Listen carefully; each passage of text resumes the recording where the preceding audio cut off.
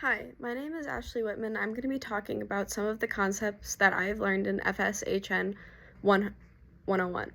So first of all, a lot of the topics that I'm going to be talking about are going to be in regards to this week's unit, which is on cakes and cookies. So the first thing I want to talk about is gluten. Gluten is something that creates the structure for foods like cakes, cookies, breads, and more, and it is created when flour mixes with water. Additionally, a part of cakes and cookies is something called leavening agents. These help to obtain the desired texture through creating air pockets that may vary in size. So, for example, one leavening agent is yeast. This one is not used in cakes and cookies. This leavening agent is used in bread. It uses starch to produce sugars, alcohol, and carbon dioxide. On the other hand, baking soda and baking powder are used in cakes and cookies, and they release carbon dioxide during baking to help leaven the foods. Another concept I want to talk about is saturated versus unsaturated fats.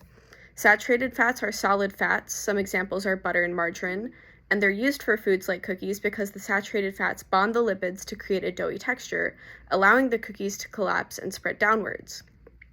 Saturated fats have long chains of carbon dioxide without any double bonds. They're much more structurally parallel. A visual example of what saturated fats look like is in this image. It's very parallel, it's structured, and there are no double bonds. So in comparison to saturated fats, you have unsaturated fats. These are most commonly oils. They're used for foods like cakes because unsaturated fats allow cake to rise and create a light and fluffy texture. Unsaturated fats have one or more double bonds, which tend to lead to weaker bindings. So an example of what an image of unsaturated fat bonds look like is here. There are double bonds, it's less parallel, and it's a bit of a weaker binding.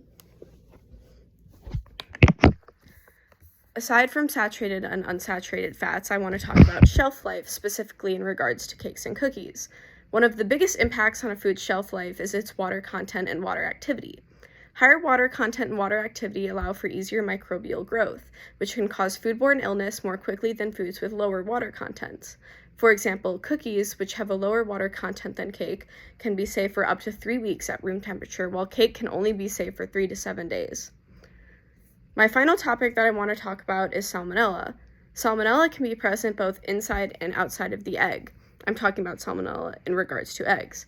When present outside the egg, it can cause the most issues as you easily transfer the bacteria to other surfaces without particularly noticing that there could be salmonella on the eggs, as most of the time when you think about it, it's inside the egg. Therefore, it is important to wash any surface that touched unpasteurized eggs thoroughly and to cook eggs until their internal temperature reaches 160 degrees Fahrenheit in order to avoid salmonella.